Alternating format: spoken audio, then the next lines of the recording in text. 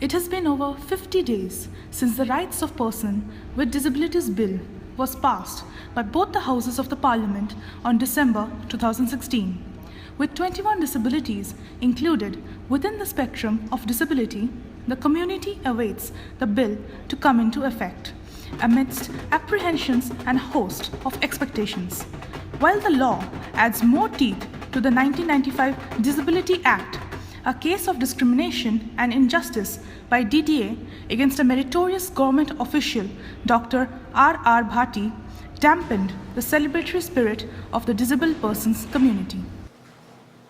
Case highlighted was the mindset that prevails, that in spite of all the laws that we have, and we just got the Disability Act of 2016, in December both the houses of the Parliament came together to pass the law, and hardly 1 month after that something like this happens, not somewhere at the back of the beyond or in some small town or some village, but right here in Delhi.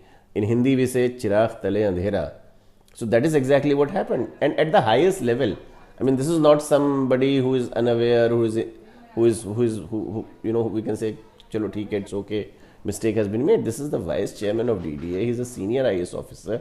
If this is the mindset that prevails, then we can imagine what the fate of disabled people in this country.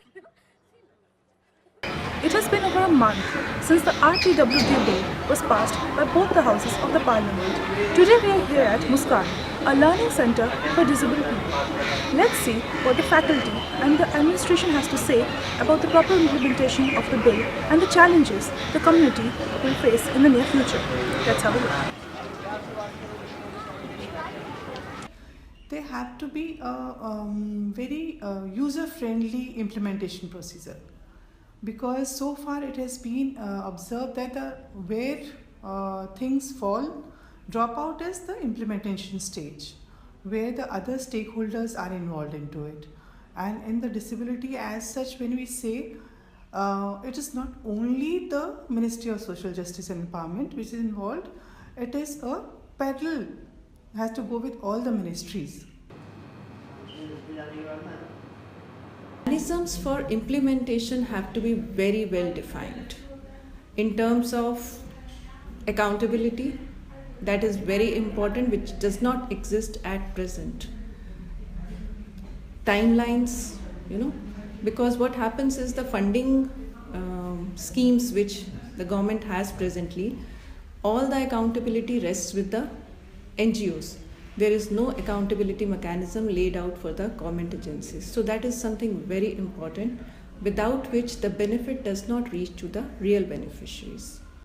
With thalassaemia, learning disabilities and dwarfism on the list, the Monumental Act is supposed to impact over 70 million lives.